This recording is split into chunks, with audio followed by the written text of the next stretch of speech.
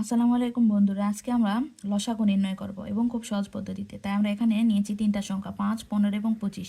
এটাকে আমরা লসাগু নির্ণয় করব। এখানে আমরা সবসময় ছোট সংখ্যা দিয়ে ভাগ করব।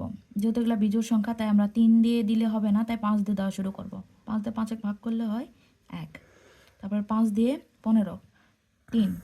তারপরে 5 দিয়ে 25, 3, 5 পাঁচা 5 পাঁচা 25, 5।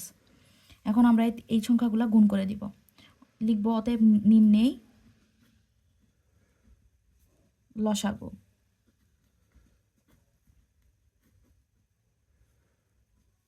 এই সংখ্যাগুলো গুণ করে দিব।